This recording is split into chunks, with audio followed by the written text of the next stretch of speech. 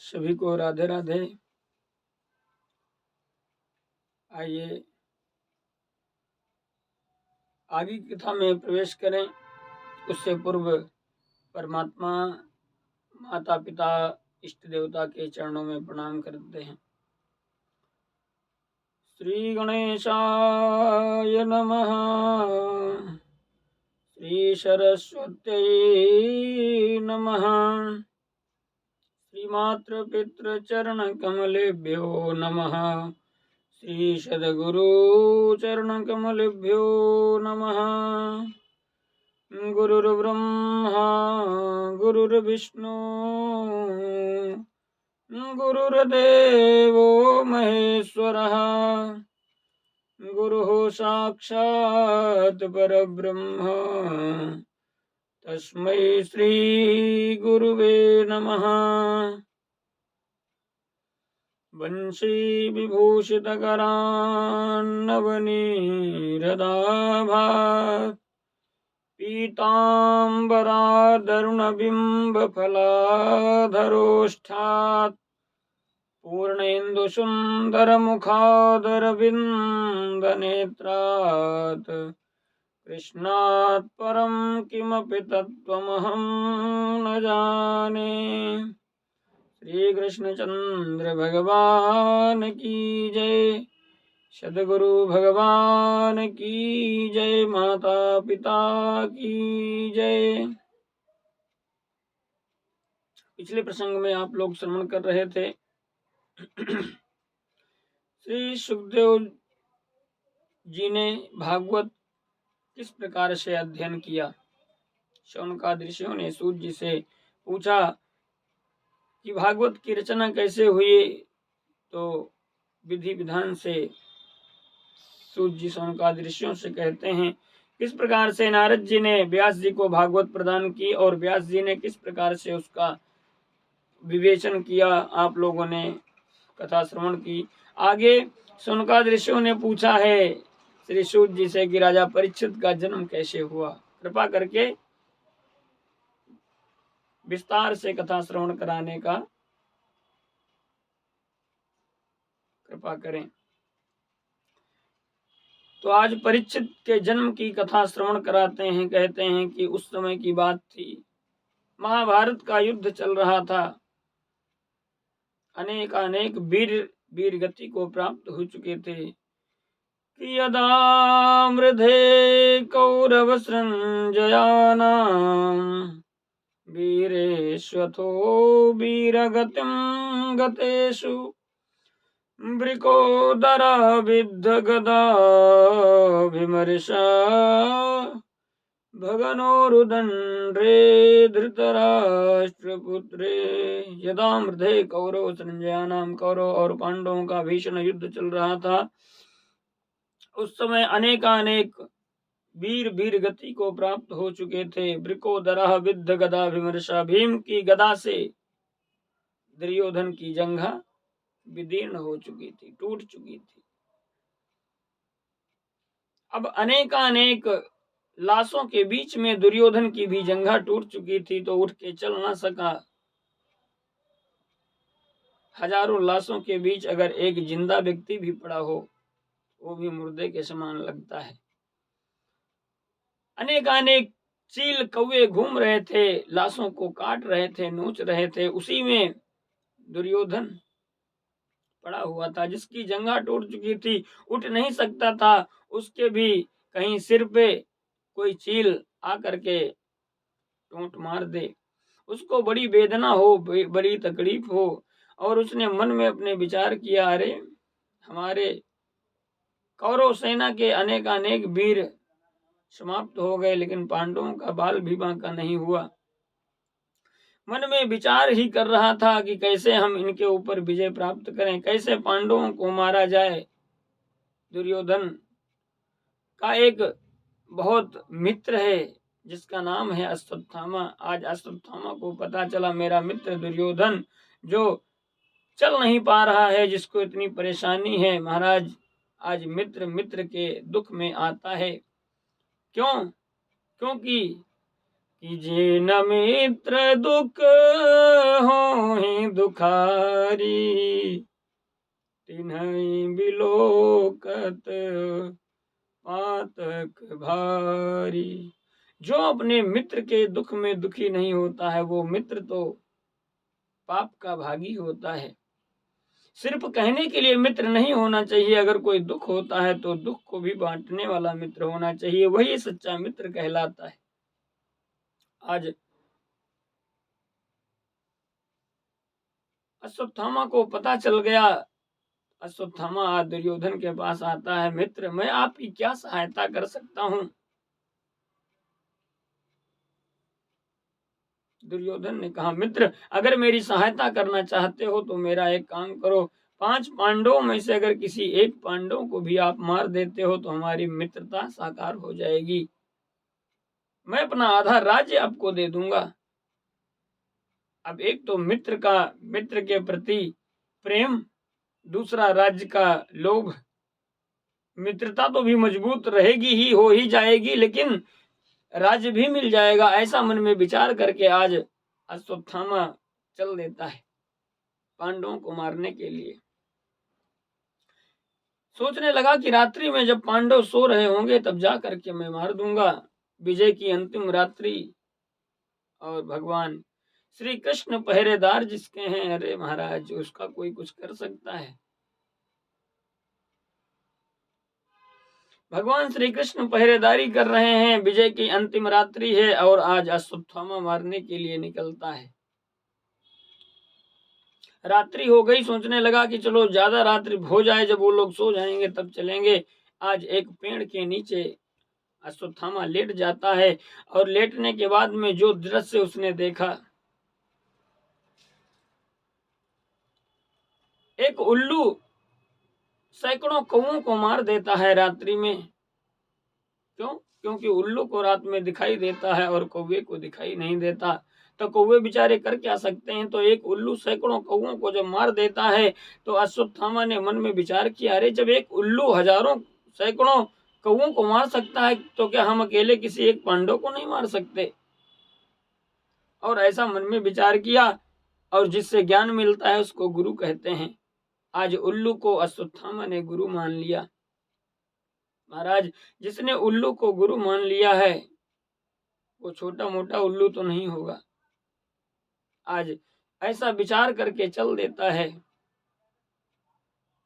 भगवान श्री कृष्ण ने क्या किया, पांडवों के शिविर में पांडवों के पुत्रों को सुला दिया, और पुत्रों का जो शिविर था उसमें आज पांडवों को सुला दिया है।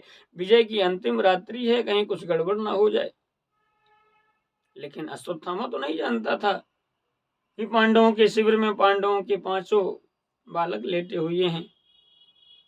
अश्वत्थामा आज जाता है, सिर को खोल करके नहीं देखता है कि कौन इसमें लेटा हुआ है, और जा करके बिल्कुल 5 सिर उड़ा देता है और काट करके तलवार से 5 सिर अपने एक पोटली में बांध लेता है। अरे मित्र पूछेगा कि भाई मार के आए हो, क्या प्रूफ है, तो उसको दिखाना भी पड़ेगा। आज 5 पांडवों के 5 पुत्रों के सिरों को बांध करके एक पोटली में चल देता है। अरे मैं तो 5 पांडवों को आज मार दिया। और जैसे जाने लगता है, अश्वत्थामा आज दुर्योधन के पास पहुंचता है। अश्वत्थामा ने कहा, अरे तुमने एक को मारने की बात कही थी, मैंने आज 5 को मार दिया है। आपके जो विरोधी थे 5 पांडव, मैंने 5 को मार दिया। अरे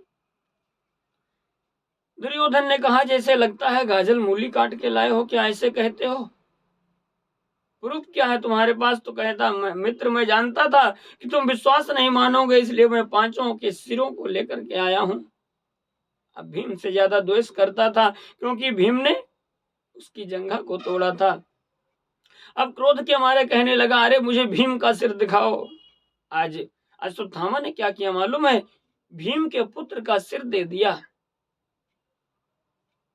और जैसे ही क्रोध के मारे आज सिर को पकड़ करके हाथ में और कस के दबाया है दुर्योधन ने भीम के पुत्र का सिर, मानो कि पिलपिले टमाटर जैसे फूट गया।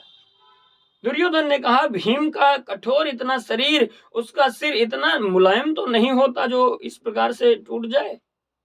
अरे अश्वत्थामा, तूने 5 पांडवों को नहीं, पांडवों के पुत्रों को मार दिया, मानो कि मेरे वंश का आज विनाश हो गया। क्यों? क्योंकि हैं तो परिवार के ही लोग। अरे पांडव कुछ दिन जीते मर जाते वैसे भी, लेकिन जो पांडवों के पुत्र थे वो तो मेरे कुल का दीपक थे, आज उनको मार कर तूने अच्छा नहीं किया अश्वत्थामा। ऐसा सोच करके बहुत दुखी हो जाता है दुर्योधन, लेकिन करता क्या। आज उधर विजय की अंतिम रात्रि थी, सभी लोग उठ गए हैं, लेकिन आज पांडव पुत्र अभी तक उठे नहीं। जब पांडव पुत्र अभी तक उठे नहीं तो मन में विचार आता है कि अरे आज मेरे पुत्र बहुत देर तक क्यों सो रहे हैं। द्रौपदी ने कहा, अरे मेरे आज 5 पुत्र इतनी देर तक सो रहे, कभी सोते नहीं इतनी देर तक, क्या बात क्या है, आज जा करके देखती हूँ। आज द्रौपदी ने जैसे ही शिविर का दरवाजा खोला है महाराज, धर तो सभी पड़े हुए हैं लेकिन सिर नहीं है, रक्त की मानो धार बह रही हो। इस प्रकार का दृश्य देख करके आज माता शिशूनां निधनं सुतानां निशम्य घोरं परितप्यमाना तदारुदध्वास्पकलाकुलाक्षी तां सांत्वयन्नाह किरीटमाली। आज माता शिशु नाम निधनम सुता नाम, अपने पुत्रों को आज सोते हुए देखा। द्रौपदी ने देखा है कि सिर गायब हैं और धड़ पड़े हुए हैं, रक्त की धार शिविर से बह रही है। आज द्रौपदी देख करके महाराज, अरे जिस माता के 5 पुत्र समाप्त हो गए हो उसके दिल पे क्या बीतेगी कि ढेरों में रक्त बह रहा था, हर अबला खड़ी रो रही थी, द्रौपदी बाल बिखराए हुए लालों पर पड़ी रो रही थी।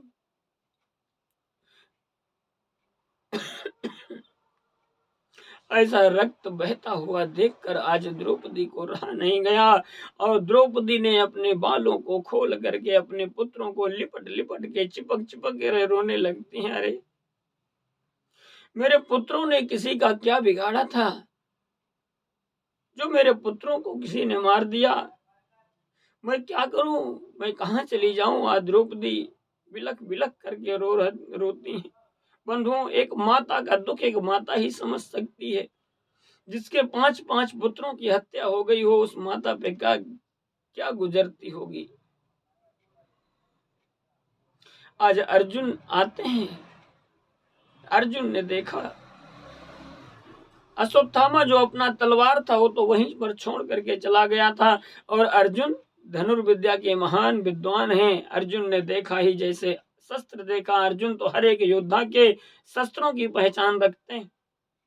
अब जैसे ही अर्जुन ने शस्त्र को देखा तो कहने लगे, अरे ये तो अश्वत्थामा का शस्त्र है, अश्वत्थामा का ही ये काम है, और आज मैं अश्वत्थामा को बिल्कुल जिंदा नहीं छोड़ूंगा। आज द्रौपदी को सांत्वना देते हैं कि हे द्रौपदी, मेरी बात को सुनो। कि अर्जुन बोले, ठहरो भद्रे, मैं अभी नीच को लाऊंगा, या तेरा वचन निभाऊंगा, या मुख न कभी दिखलाऊंगा। अर्जुन बोले, रुको द्रौपदी, मैं जाता हूं, मैं अभी उसको नीच को पकड़ करके लाऊंगा, मार करके लाऊंगा, या तेरा वचन निभाऊंगा, या मुख न कभी दिखलाऊंगा, या तो तुम्हारा मैं वचन निभाऊंगा, या तो अपना मुख तुम्हें कभी दिखाऊंगा नहीं। ऐसा सोच करके, ऐसा कह करके अर्जुन आज तैयार होते हैं। अर्जुन आज रथ पे बैठते हैं और भगवान श्री कृष्ण अर्जुन के रथ के सारथी बने हुए हैं।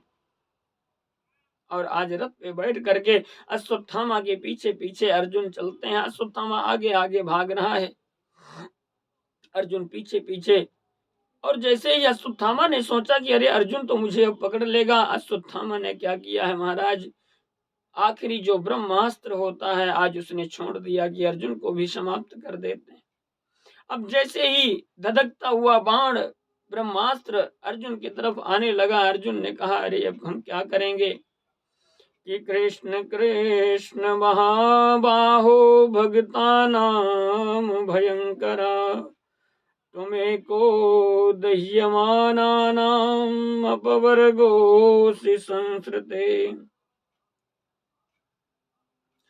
हे कृष्ण, आप मेरी रक्षा करो। कृष्ण कृष्ण महाबाहो भक्तानाम भयंकरा, आप भक्तों के रक्षक हो, भक्तों के रखवाले हो। ये जलता हुआ बाण मेरी तरफ आ रहा है तो मुझे समाप्त कर देगा। आज भगवान श्री कृष्ण ने अर्जुन से कहा, अर्जुन तुम तो बहुत भोले हो, क्या तुम्हें मालूम नहीं, विषस्य विषम औषधम, विष की औषधि विष ही होता है। तो ब्रह्मास्त्र की औषधि ब्रह्मास्त्र ही है, जो ब्रह्मास्त्र तुम भी छोड़ दोगे। तो अर्जुन ने आज गुरु का ध्यान किया है, गुरु जी साथ में ही हैं, गुरु का ध्यान करके ब्रह्मास्त्र छोड़ दिया है, क्योंकि गुरु की आज्ञा है। दोनों ब्रह्मास्त्र आपस में टकराते हैं और शांत हो जाते हैं।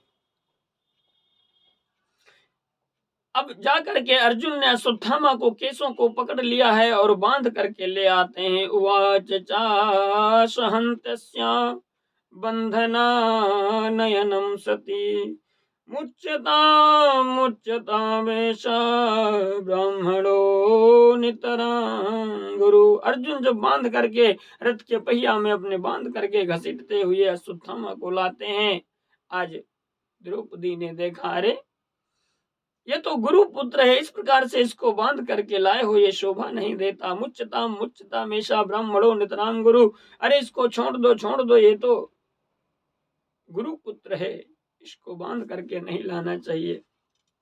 महाराज जिसके 5 पुत्रों की हत्या हो गई हो, आज वो माँ कह रही है कि अरे इसको छोड़ दो। क्यों? क्योंकि ये अपनी माँ का अकेला बेटा है।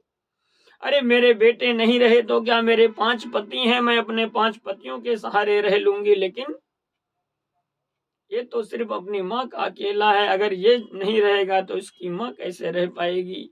एक माँ की पीड़ा को, माँ के दर्द को एक माँ समझ रही है, इसीलिए द्रौपदी को दया की देवी कहा गया है।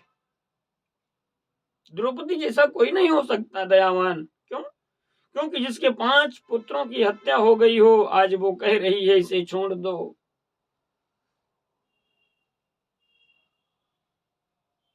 कि दया धर्म का मूल है, पाप मूल अभिमान, अतुलसी दया न छोड़िए, जब तक घट में प्राण। दया धर्म का मूल है, जिसको दया करना आ गया तो समझ लो वो धर्म करने के तत्पर हो जाता है। धर्म की जो जड़ है वही तो दया है। पाप मूल अभिमान, जो अभिमानी है वो पाप की जड़ हो सकता है, इसलिए अभिमानी नहीं दयावान बनने की कोशिश करो। आज भीम भी खड़े हैं, अर्जुन भी खड़े हैं, द्रौपदी भी खड़ी हैं, वहीं पर अश्वत्थामा भी खड़ा है, श्री कृष्ण भी खड़े हैं, भीम भी खड़े हैं। अश्वत्थामा सोच रहा है अब क्या होगा पता नहीं। अर्जुन कह रहे हैं, द्रौपदी कह रही हैं छोड़ दो, मैं कैसे छोड़ दूं। कृष्ण भगवान भी खड़े हैं जो अर्जुन के गुरु हैं, सोच रहे हैं जब गुरु जी कुछ कहें तब हम करें। भीम कह रहे हैं अगर अर्जुन छोड़ देगा तो मैं तुरंत इसको मार दूंगा, बिल्कुल भी देरी नहीं लगेगी। अब निर्णय हो रहा है कृष्ण भगवान से। अर्जुन ने कहा आप ही बताओ क्या करें। आज भगवान श्री कृष्ण ने जो उपदेश दिया है उसको धारण करने योग्य है, ध्यान से सुनें। कि ब्रह्म बंधुर्न हन्तव्या आततायी वधारहणा मयैवो भयमाम्नातं परिपाहि अनुशासनम्। ब्रह्म बंधुर्न हन्तव्या आततायी वधारणा, ब्राह्मण का कभी वध नहीं करना चाहिए। ब्राह्मण कैसा भी हो उसे वध नहीं करना चाहिए। ब्रह्म बंधुर्न हन्तव्य, लेकिन दूसरे शब्द में कह दिया आततायी वधारणा, आततायी कोई भी हो उसे छोड़ना नहीं चाहिए। अब इसको मारना भी नहीं है क्योंकि ये ब्राह्मण है और आततायी है, इसलिए इसको छोड़ना भी नहीं है। इस प्रकार से जब भगवान श्री कृष्ण ने कहा है,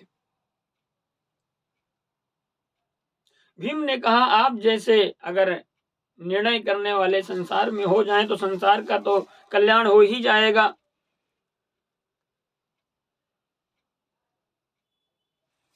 भगवान ने कहा कि अरे बताने की जरूरत नहीं है, अर्जुन को सब मालूम है। अर्जुन ने धनुर्विद्या का ज्ञान किया है, उसको सब कुछ मालूम है। अर्जुन को ज्ञान हो गया। अर्जुन ने क्या किया, ब्राह्मण के मस्तिष्क में जो ब्रह्म तेज की मणि रहती है, आज उसको निकाल लिया, तलवार से उसको निकाल करके और अश्वत्थामा को अपमानित करके लज्जित करके भेज दिया, धक्के मार करके निकाल दिया। युवपनम द्रविणादानम स्थानानिर्यापणम तथा एष हि ब्रह्म बंधूनां वधो नान्योऽस्ति दैहिका। उपनम द्रविणादानम स्थानानिर्यापणम तथा, किसी को अपमानित कर देना, स्थान से बहिष्कृत कर देना, निकाल देना, ब्रह्म बंधुर, ऐसे ही ब्रह्म बंधुर नाम, यही ब्राह्मण का वध के समान है। वधो नान्योस्त दैहिका, किसी की जिसकी समाज में प्रतिष्ठा हो, समाज में जिसकी इज्जत हो, उसको अगर समाज में बेइज्जती कर दिया जाए तो उसको तो मरने के समान ही होता है। अगर किसी को मार दिया जाए तो एक बार मार दिया बस खत्म, लेकिन प्रतिष्ठित व्यक्ति का अपमान कर देना, जितनी बार वो अपने अपमान को याद करेगा उतनी बार उसकी मृत्यु होगी, इसलिए उसको बहिष्कृत कर देना चाहिए। आज अर्जुन ने वही किया, ब्रह्म तेज की मणि को निकाल करके धक्के मार करके बाहर निकाल दिया, अपमानित कर दिया। आज अश्वत्थामा को तो अर्जुन का शुक्रगुजार होना चाहिए था कि मैंने काम किया था मार देने का, लेकिन अर्जुन ने मुझे छोड़ दिया, यही बहुत बड़ा एहसान है। लेकिन एहसान नहीं, उसने सोचा पांडव कुछ दिन में मर जाएंगे, इनके पुत्र तो मर ही चुके हैं। उत्तरा जो गर्भवती है, अभिमन्यु की पत्नी उत्तरा जो गर्भवती है, उसके पेट में जो बच्चा पल रहा है आगे चलकर वही इनके कुल का दीपक होगा। अगर उसे समाप्त कर देंगे तो सारा वंश कुछ दिन में समाप्त हो जाएगा। ऐसा मन में विचार करके आज ब्रह्मास्त्र छोड़ देता है। पुनः जो उत्तरा की तरफ आ रहा है ब्रह्मास्त्र, अब उत्तरा का जो गर्भ था वो जलने लगा, जिसमें परीक्षित पल रहे हैं। उत्तरा का गर्भ जलने लगा। आज उत्तरा ने सोचा अरे अब क्या करें हम। आज भगवान की शरण में उत्तरा ने प्रार्थना जो की है कि पाहि पाहि महायोगिन देव देव जगतपते नान्यम त्वद्भयं पश्ये यत्र मृत्युः परस्परम। पाहि पाहि महायोगिन देव देव जगतपते, मैं आपकी शरण में हूँ, प्रभु मेरी रक्षा करें। नान्यम तद्भयं पश्ये यत्र मृत्यु परस्परम, अगर मेरी मृत्यु हो जाए फिर भी मुझे परवाह नहीं है, लेकिन मेरे गर्भ की रक्षा कीजिए। कि हा हा मामा हा हा मोहन दासी पर आज दया कीजिए, मेरे जीवन को ले लीजिए पर मेरा गर्भ बचा लीजिए। हे मोहन, मेरे ऊपर आज दया करो, हमारे प्राण चाहे चले जाएं लेकिन मेरे गर्भ को बचा लीजिए, मेरे बच्चे को बचा लीजिए। इस प्रकार से कह करके आज उत्तरा भगवान के चरणों में जब प्रार्थना करने लगी तो प्रभु ने एक सूक्ष्म रूप धारण किया छोटा सा, और उत्तरा के गर्भ में प्रवेश कर गए और अपने गदा को बहुत जोर से परीक्षित के चारों तरफ घुमाया है। ब्रह्मास्त्र परीक्षित का कुछ न बिगाड़ सका। परीक्षित की रक्षा हो गई। एक स्वरूप से भगवान बाहर खड़े हैं और उत्तरा से पूछ रहे हैं, बेटी कोई दिक्कत तो नहीं है? आज उत्तरा कह रही, प्रभु आपकी कृपा से मैं अच्छा महसूस कर रही हूँ, मुझे कोई दुख नहीं है, कोई कष्ट नहीं है। महाराज भगवान चाहे जितना छिपना चाहे, भक्त से कभी भगवान छिप नहीं सकते। माता कुंती ये सारे दृश्य को देख रही थीं। आज माता कुंती से रहा नहीं गया। माता कुंती ने कहा, प्रभु कितना आप हमसे दूर जाना चाहते हो, कितना आप हमसे छिपना चाहते हो, लेकिन आप हमसे छिप नहीं सकते। आपकी जो लीला है सब हमने देखी है। आप साक्षात भगवान हो, साक्षात नारायण हो। कृष्णाय वासुदेवाय देवकी नंदनाय च नंदगोप कुमाराय गोविंदाय नमो नमः।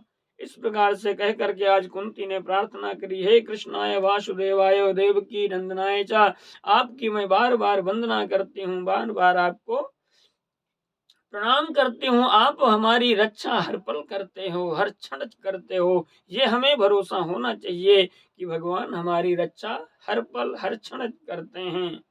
कि विशान महाग्ने पुरुषाद दर्शना दशत्सभाया वनवास कृच्छ्रतः। विष के लड्डू जब पांडवों को दिए गए तब आपने रक्षा की। लाक्षा भवन में पांडवों को जलाने का षड्यंत्र किया गया तब आपने रक्षा की। हर प्रकार से तो आप रक्षा करते हैं। आप मेरी नजरों से बच नहीं सकते हैं। आप तो भगवान हैं। मैं अब पूर्ण तरीके से मुझे पता चल गया। तो भगवान ने कहा है, अच्छा मैं तो आपका भतीजा हूँ, आप मेरी बुआ हो, मैं भगवान नहीं हो सकता। लेकिन आप बहुत कहती हो कि मैं भगवान हूँ, तो भगवान से तो सारी दुनिया मांगती है। ऐसा कौन है संसार में जो भगवान से न मांगे? भगवान से सारी दुनिया मांगती है। तो अगर मैं भगवान हूँ तो आज मुझसे आप मांग लीजिए, वरदान मांगिए। आज माँ कुंती ने क्या वरदान मांगा है, ये आप लोग आगे के कथा में श्रवण करेंगे। अपने प्रश्न, अपनी जो भी शंका हो कथा में, वो कमेंट बॉक्स में जरूर लिखें। ज्यादा से ज्यादा लोग हमसे जुड़ते जाएं, सब्सक्राइब करें चैनल को, प्रयास करें और लोगों को भी जोड़ते जाएं हमसे, जिससे हम आप लोगों को सीधा लाइव कथा का प्रसारण दिखा सकेंगे। तब तक के लिए सभी को राधे राधे, जय श्री कृष्ण।